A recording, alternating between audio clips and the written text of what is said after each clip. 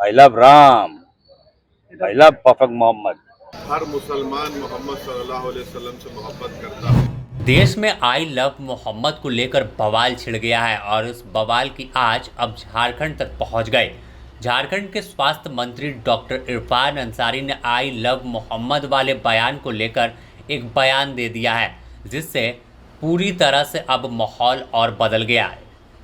इरफान अंसारी ने सीधे तौर पर इसे भाजपा की साजिश बताते हुए कहा कि आई लव मोहम्मद बोले या आई लव राम बोले, आई लव लक्ष्मण बोले, इसमें किसी को परहेज नहीं होना चाहिए। एक नफरती माहौल देश में तैयार किया जा रहा है, जिसकी आग में देश को ढकेलने की तैयारी है। आखिर पैगंबर वो है मोहम्मद साहब हैं, तो उनके लिए आई लव मोहम्मद लिखना गुनाह कैसे हो सकता है? आप खुद सुनिए क्या कुछ कह रहे इरफान अंसारी। देखिए, ये तो कोई औचित्य नहीं है। I love Ram, I love Lakshman, I love Hanuman, I love Mohammad, ये कौन सी बड़ी बात है? ये समाज को तोड़ने का काम कर रहा है। जो लोग इस तरह की विवाद को तूल दे रहे हैं, वो हमें नहीं लगता कि वो हिंदुस्तानी होंगे। वो कहीं न कहीं हमें लगता है आरएसएस के लोग जो कट्टरता फैलाते हैं, भाजपा के लोग होंगे ये लोग। आरएसएस के लोग हिंदुस्तानी नहीं है सर। वो नहीं कर रहा, जो मुद्दे को फैला रहे हैं। अच्छा। इरफान अंसारी, मैंने कहा I love Hanuman, I love Ram, I love perfect Mohammad, तो ये होना चाहिए।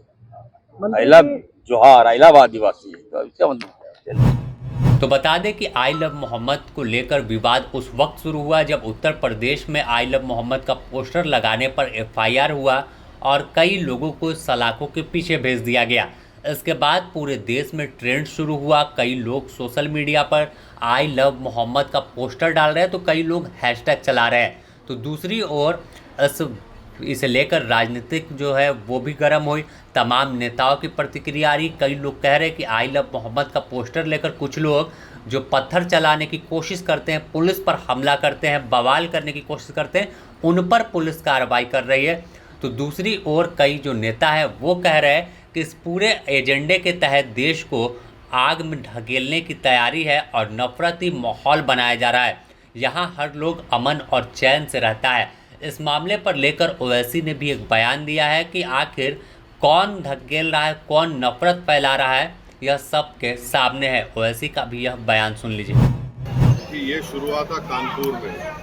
वहाँ के शायद एडीजीपी, एडिशनल डीजीपी ने कहा कि कोई नया पोस्टर नहीं लगा सकते। तो उसके बाद हमने सोशल मीडिया पर कहा कि हम इस बात को मानते हैं कि मोहम्मद सल्लल्लाहु अलैहि वसल्लम से मोहब्बत करते हैं।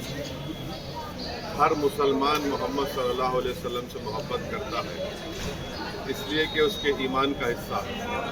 अगर हम मुसलमान हैं और अगर हम अल्लाह को जानते हैं, तो वो मोहम्मद सल्लल्लाहु अलैहि वसल्लम ने हमको सिखाया है कि अल्लाह है जो ज़मीन व आसमान का खालिक है, तुम इसकी इबादत करो, किसी और की मत करो। हमको उन्होंने बताया है कि तुम्हारा ईमान उस वक्त तक मुकम्मल नहीं हो सकता जब तक कि तुम मोहम्मद सल्लल्लाहु अलैहि वसल्लम को अपनी दुनिया की हर चीज़ ज़्यादा नहीं चाहोगे। ये तुम्हारे ईमान का हिस्सा है। और आर्टिकल 25 में फ्रीडम ऑफ रिलीजन है, तो संविधान में फंडामेंटल राइट है, इसको आप कैसे छीन सकेंगे किसी से? और ये क्या बात है कि नया पोस्टर कैसा लगा है जो यूपी में, क्या गलत है एकदम।